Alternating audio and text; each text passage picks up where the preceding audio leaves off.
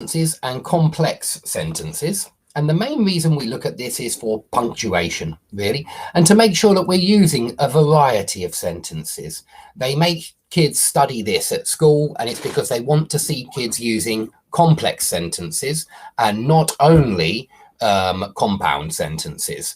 I think most kids will start with compound sentences and then later start to develop their complex sentences. So what are compound and complex sentences? Let's have a look. So firstly, let's remind ourselves what a clause is, because we have been looking at this stuff recently, yeah? Let me maybe make that a little bit bigger. How do I do that? Okay, I can't see how to make it bigger. Oh, there it is. What we're doing. There we go. So a clause, we found out last week, is any string of words that contain a subject and that contains, sorry, any string of words that contains a subject, which means doer, and a verb. Okay, that's what the definition of a clause is. So that means if you just got one word, like, I don't know, well, a few words like cup of coffee. Cup of coffee is not a clause. Yeah, there is no verb in cup of coffee, and so there's no doer of the verb either. But if you say I drank the cup of coffee, you've got a subject, I, you've got a verb, drank, and so you've got a main clause. And we know it's a main clause because you can put a full stop at the end. You can say I drank a cup of coffee, full stop. However, some clauses are incomplete. For example, if we take one of these guys here, which are called subordinating conjunctions, and if we put it before I drank a cup of coffee, that main clause becomes a subordinate clause. So let's try it. Let's say something like, I don't know, provided that I drank a cup of coffee. And you can hear already that provided that I drank a cup of coffee is already incomplete as soon as you add the provided that. And that's why we call these guys subordinating conjunctions. They make the clause which they're attached to, they make it subordinate. They make it a subordinate clause, and that subordinate clause depends on the main clause for its meaning. So if you add any of these words here to the front of I drank a cup of coffee, yeah, after I drank a cup of coffee, you need to add a main clause. Before I drank a cup of coffee, by the time that I drank a cup of coffee, until I drank a cup of coffee, any of these subordinating conjunctions makes that clause incomplete, okay? And so why is this important? Well, this is important for complex sentences, yeah, and compound sentences, because simply put, a complex sentence, let's look a little bit further down here. A complex sentence is any sentence which has got one main clause, I don't know, something like I drank a cup of coffee, and one subclause, something like I drank a cup of coffee, although, there's your subordinating conjunction, although I wasn't very thirsty. So yeah, I drank a cup of coffee, although I wasn't very thirsty. That will be a complex sentence because it's got one main clause, I drank a cup of coffee, and one subclause, although I wasn't very thirsty. Yeah. And I want to remind you that the order of the clauses is important in a complex sentence because of punctuation. Usually, but not always, sadly, usually if the main comes first and then the sub comes second, there's no comma.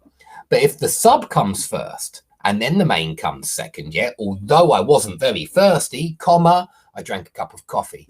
So if the subordinate clause comes first, if you see any of these subordinating conjunctions at the start of the sentence, you're going to need a comma between the two clauses, and you will get extra marks for putting this comma in. Yeah, if you're using these commas correctly, and this is one very good reason for using a comma, then it does get noticed in the writing and you do get higher marks. Now, one more thing, what about if we put the subclause in the middle of the main clause? Because we can embed any subordinate clause in the main clause. Yeah, so instead of saying, although I wasn't very thirsty, I drank a cup of coffee, we could say I, comma, although I wasn't very thirsty, comma, drank a cup of coffee. And then we're putting the subclause in the middle of the main clause, and we need two commas, yeah, to show that there's a subclause, a subordinate clause embedded in the main clause. Okay, and that's why it's important to learn about complex sentences. commas, basically. You can learn something about commas, and you can have a rule for using commas, as opposed to just thinking about whether you're breathing or pausing or all of that other rubbish, which isn't actually important. Now let's have a look at compound sentence. Now, a compound sentence is perhaps a little bit easier. It's where you have two main clauses, yeah? Not one main and one sub, but two mains. And anytime you have two mains, I guarantee that you're going to have one of 7 words in the middle. And these 7 words are for, and, nor, but, or, yet, and so. And they are the only 7 words in the English language which can join main clauses together. Okay, they're the only 7 words. And of course, a lot of kids, well, a lot of adults too, will just join clauses together with and. Yeah, I went to the shops, comma, and I bought some bread. And I want to make that clear that quite often, sadly not always, but it is typical style, and I want you to do the same out there. When you join 2 main clauses together to form a compound sentence, it is tradition to put a comma before the for, or before the and, or before the nor, the but, the or, the yet, and the so.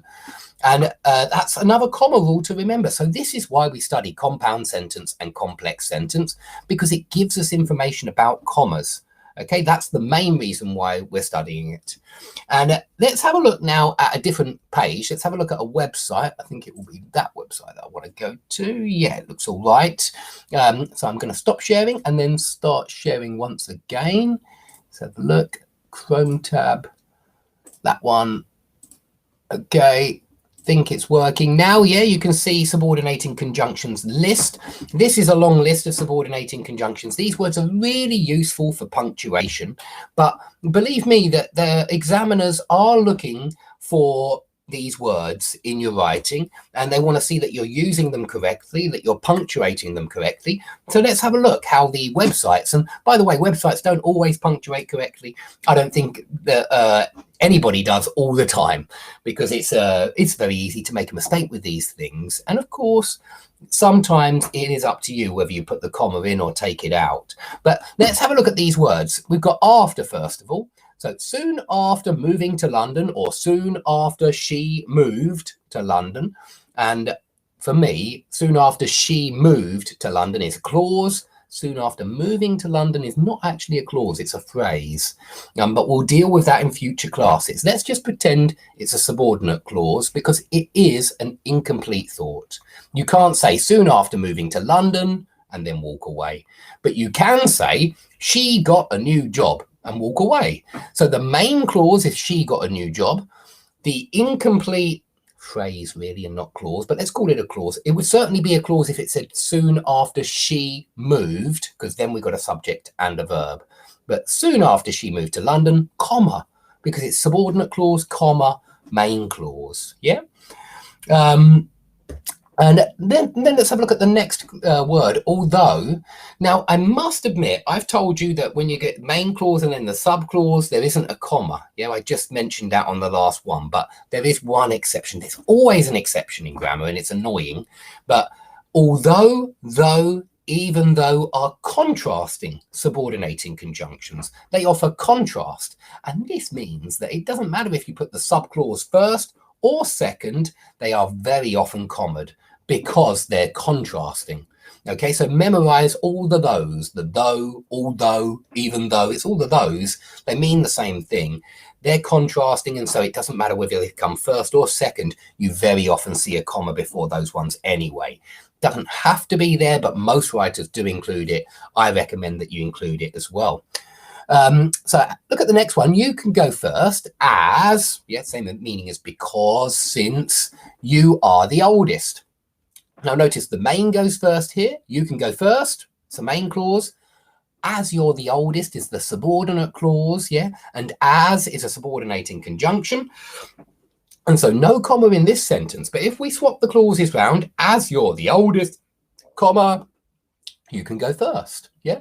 And so if you've got a list of these subordinating conjunctions in your head, it's a hell of a lot easier to punctuate. It's much easier to use commas if you've just got that list in your head.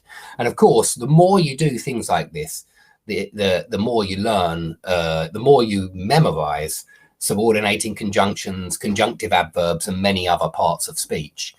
Okay, have a look at the next one. As soon as I saw her, comma, I knew there was something wrong. I knew there was something wrong is a main clause. As soon as I saw her is a subordinate clause. Yeah, you couldn't walk up to somebody and say, as soon as I saw her, and then walk away, because it's incomplete. So we have incomplete thought, comma, complete thought. And I think that's very important in sentences. So many times when you start with a long, incomplete idea, you're going to have a comma before you hit the main clause. Okay. So next we've got because. Because is another subordinating conjunction. However, this website has made a mistake here. And it's because is sometimes seen in the second position. Here, you notice the subordinate clause is coming second. Yeah, it starts with the word because we're going away that weekend. And if you start the sentence with because, if you say because we're going away that weekend, comma, we can't go to Julia's party, that will always need a comma, and you're starting with the incomplete thought. And by the way, I'm not sure if somebody has told you that you can't start a sentence with because. Many people say it. It's wrong. There's nothing wrong at all with starting a sentence with because. The reason why examiners don't like to see kids giving an answer with because it was wet or something like that, or because it was black, whatever it is, because it was, if you're giving a reason, that's not a complete sentence. And that's why the kids always get marked down, because they don't give it a main clause as well. Yeah, they need to give it a main clause for it to be a complete sentence. So something like this. I don't know, he had to dry his clothes out because they got wet. Yeah. If you swap it around, because his clothes got wet, comma, he had to dry them out. Yeah. And so, yeah, the because clause, it gives you the reason that the main clause happened. And yeah, you'll see it punctuated with a comma if it comes in the first position, but you do need another main clause. That's the reason why they're marking it down when kids start a sentence with because. They don't finish the sentence. They don't put the main clause at the end. Yeah, and so that's perhaps why so many English teachers say never start a sentence with because. What they really mean is don't give an incomplete answer. Don't just give a subordinate clause as your answer. You need a full sentence. You need a main clause and a subordinate clause. Yeah. Now, I must admit there's a mistake here, just because you normally put a comma before because, even when it's in the second position, if you've got a negative main clause, and we have here, we can't go to Julia's party.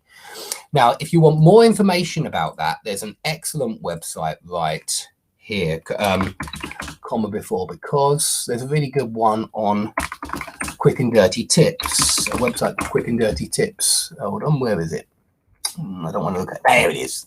Grammar Girl. Grammar Girl gives a wonderful explanation of why you need a comma before the because clause when you start with a negative main clause. So that's another exception, unfortunately, and there are quite a few exceptions with this punctuation stuff, but I want you to know the main rules. And the main rules are compound sentence, main clause, comma, fanboy's word, main clause. But with complex sentences, sub, comma, main, but just main, sub, and if you embed it, it will need 2 commas. Okay, so the next sentence, it doesn't really have a subordinate clause in it. Before meals is not a subordinate clause. It doesn't have a subject and a verb. So we need something like this. You should always wash your hands before you eat your meal. And then you've got subject, you, eat, verb, and you've got a subordinate clause. Before meals is not a subordinate clause. It's just a phrase, and we'll look at those in the future. But let's give it a whole subordinate clause at the end. Let's say you should always wash your hands before you eat. Well, if you swap those round and start with a before you eat, comma, you should always wash your hands. Yeah, and so that's all I'm trying to drive home here. This is why we learn about complex and compound sentences. The only reason really it's useful is punctuation, it's commas. Okay? So I hope that's helped, and I hope that's made it clearer what a clause is, and we will, of course, go through phrases and things like that in the future. But for the moment, let's just focus on this complex and compound sentence. It's certainly there in the syllabus, and Why do you learn it? Well, it's not really important to learn the names compound and complex, in my opinion. It's important to know about commas and main clauses and subordinate clauses. Okay, so thanks everybody for watching this class.